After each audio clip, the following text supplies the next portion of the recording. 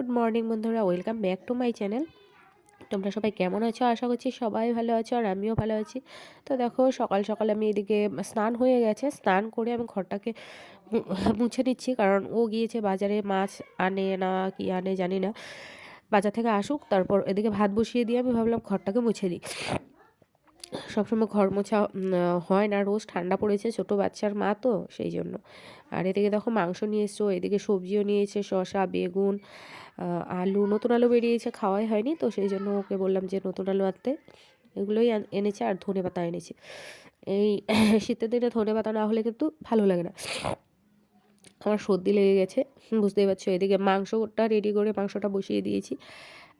Marinate করে আমি যেহেতু রান্না করি, আরও তোমরা দেখেছো আমি কীভাবে রান্না করি, তো সেই মতোই মেখে রেখেছি। মেখে এখন মাংসটাকে বসিয়ে দিলাম। শুধু মাংসর ঝোল আর ভাতই রান্না করেছি। এদিকে দেখো নোংরাগুলো পরিষ্কার করে নিচ্ছি, যেগুলো মানে মাংস রান্না করার জন্য নোংরা বেরিয়েছিল সমস্ত কিছু। রান্নাঘরটা পরে পরিষ্কার করতে হবে। রান্না বান্না শেষ, এখন দেখিয়ে দিচ্ছি তোমাদেরকে আমাদের উঠোনে দেখো কত কাপড় জমেছে, অনেক কাপড়। ছোটো বাচ্চা আছে, তারপর লোকও অনেক, সেই জন্য অনেক কাপড়, জামা কাপড়, সেগুলোই তোমাদেরকে একবার দেখিয়ে দিলাম, মানে দূর থেকে দেখালে বুঝতে পারতে।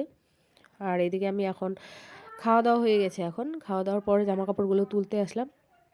যেগুলো আর কি শুকিয়েছে সেগুলো তুলে নেবো, আর যেগুলো শুকোয়নি সেগুলো তো থাকবেই, একটু পর তুলে নেব। রোদ না থাকলেও বাইরে থাকলে শুকিয়ে যায়, ঝরঝরে হয়ে যায়, তো সেই জন্য থাকবে। এবার আসলাম চলো তারপরের দিনকে ঘুম থেকে উঠেই আমি জামা কাপড়গুলো আগে ধুয়ে দিয়েছি, কারণ একটু লেট হলে না জামা কাপড়গুলো শুকোতে চায় না।